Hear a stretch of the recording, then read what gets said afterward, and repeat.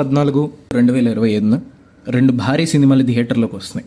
అవి రజనీకాంత్ హీరోగా లోకేష్ కనరాజ్ డైరెక్షన్లో వచ్చిన కూలీ మరియు హృతిక్ రోషన్, జూనియర్ ఎన్టీఆర్ కలిసి నటించిన అయన్ ముఖర్జీ దర్శకత్వంలో రూపొందించిన వార్ 2.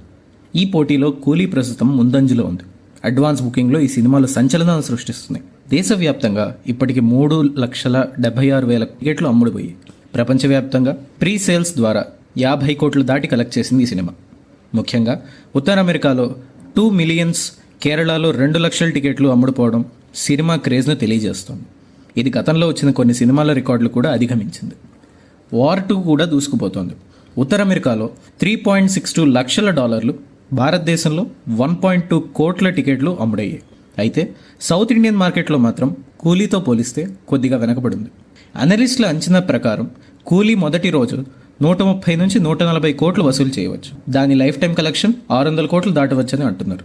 ఇక వార్ 2 విషయానికి వస్తే అది 550 కోట్లు లక్ష్యంగా పెట్టుకుంది. 5,000 హిందీ స్క్రీన్లు విడుదల అవుతున్నట్టు ఈ సినిమా మనకు వైఆర్ఎఫ్ స్పై యూనివర్స్ క్రేజ్ ఉన్నప్పటికీ విజయం సాధించాలంటే మంచి టాక్ అవసరమని నిపుణులు అడ్రస్ చేస్తున్నారు. ఈ స్వాతంత్ర దినోత్సవం వీకెండ్ భారత సినీ చరిత్రలో అతిపెద్ద బాక్సాఫీస్ వీకెండ్ అయ్యే అవకాశాలు ఉన్నట్టు విశ్లేషకులు చెప్పారు. ప్రస్తుతం కూలీ ముందంజలో ఉన్న వార్ 2కు గట్టి పోటీ ఇస్తుందని నమ్ముతున్నారు. మరిన్ని తాజా అప్డేట్స్ కోసం మా ఛానల్ సబ్స్క్రైబ్ చేసుకోండి. ఇట్లు మీ హవా ఫ్యాక్స్.